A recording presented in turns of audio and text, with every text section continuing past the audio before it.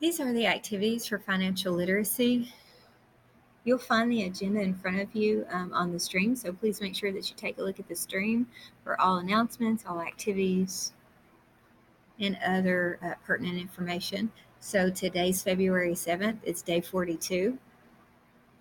As you can see, today in class, we're going to have or did have a quiz on reading and interpreting a pay stub and deductions. That quiz or the assessment, it mirrors some of the activities that we did yesterday in particular and the previous few days.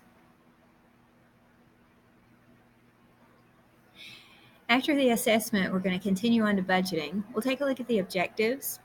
We'll begin to identify the phases of the budgeting process.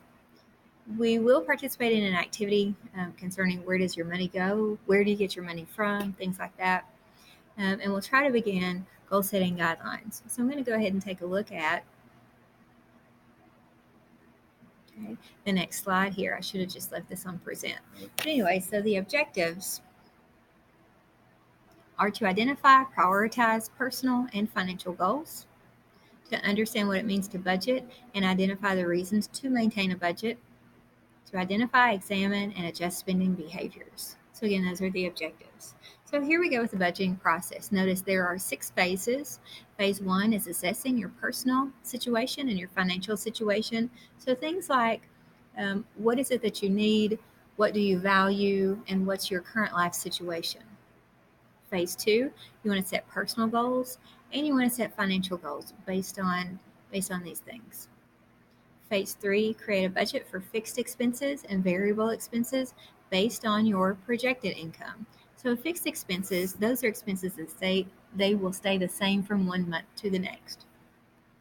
So an example of a fixed expense could be rent, or it could be a car payment. A variable expense, oftentimes those are things like your utilities, so your power bill, your water bill, things like that. Phase 4, you want to monitor your current spending patterns. So things like saving. Are you saving? How much are you saving? Are you investing? How much are you investing? And what exactly is it that you're spending?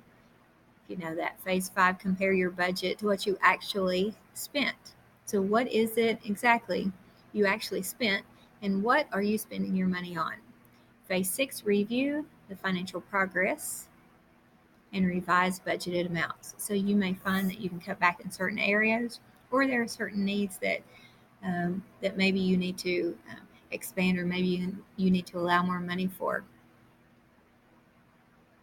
Okay, so moving on, the activity, where does your money come from? So for a lot of you, your money might come from an allowance, money that you get for things like your birthday, maybe even in other celebrations like Christmas, things like that.